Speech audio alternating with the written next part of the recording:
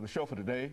We're talking to Alana McLaughlin, and she's talking about some of the activities that are involved in the commemoration of the 150th anniversary of the Civil War. Now, Alana, one of the things that I think is important, and you might be able to sort of give us some information in reference to, is some of the reading situations that that you find in your ability to be able to deal with your reading. Do you have any problems reading, and what are some of the challenges that you see in your reading experiences?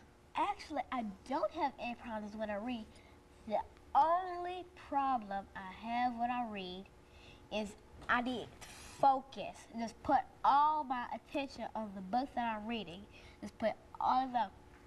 Cause see, when I'm reading to the class, I have to put my eyes on the book, and I have to concentrate and face them, and just really give my concentration to the book or the story. Or do you read to the class often in your school experiences? Yes and no. Because sometimes we share, because we write in our writer's notebooks, and sometimes we share those stories, and we do that pretty often. So I think, yes, we do share often. And so with what we're saying about in the Civil War here, you will be able to go back to your school and talk to some of your friends about this Civil War and about Harriet Tubman. And what would you tell them about Harriet Tubman from what your experiences are? Well, when I go back, you know, I would go to some of my friends and say, hey, hey Trinity, hey Alicia, hey Bernicia, let's talk about the sesquicentennial or the 150th anniversary of the Civil War. And, you know, they would know completely what I mean because they're pretty smart girls. Like from Trinity Owens to Alicia Kennedy to Bernicia Lake, they're all like my friends and they're pretty smart like me. They're still all smart and they're all into the Civil War, yes. And all of you will be able to perhaps know more about Harriet Tubman and some of these other great women who played a real role in the Civil War. Is that it? Yes. Now, what has your mother done in terms of trying to bring you about in terms of your reading ability? Well, sometimes she takes me to the bookstore to buy a book. And then when I was in the bookstore, I came across this book called Among the Ghosts. You know, I flipped through it, read the teaser, and said, hey, Mom, I want this book. So she said, okay, let's buy it. And so I got it.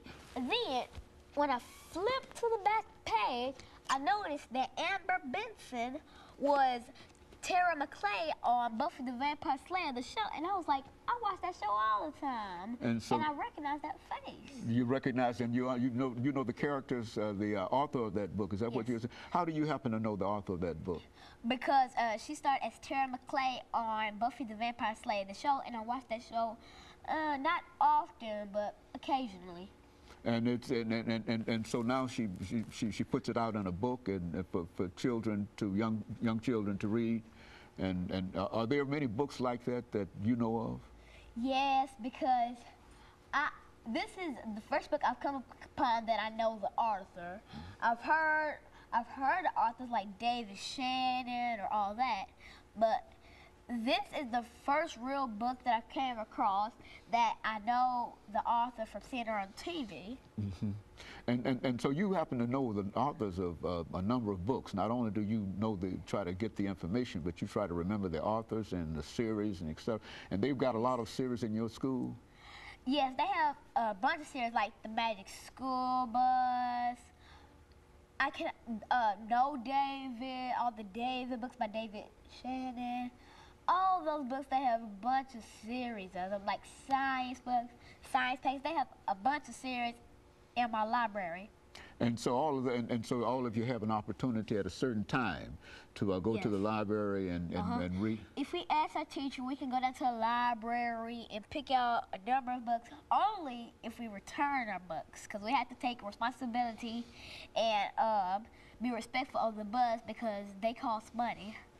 And so you've been quite respectful of books and yes. responsibility and going to the library and checking out books and even at in the 3rd grade, you think that you can encourage young people your age to become involved in the celebration. We've got about 5 minutes, and involved in the celebration of this. I can't make them understand because even though I'm smart, I can make them think like an 8-year-old because most of them are not, and I can make them think like a kid because I am a kid. I may know things that maybe a 13-year-old would know, but I still can make them think like a child because I am one. Because I have the brain of a child, but I have the knowledge of somebody very older. And so you think that through that,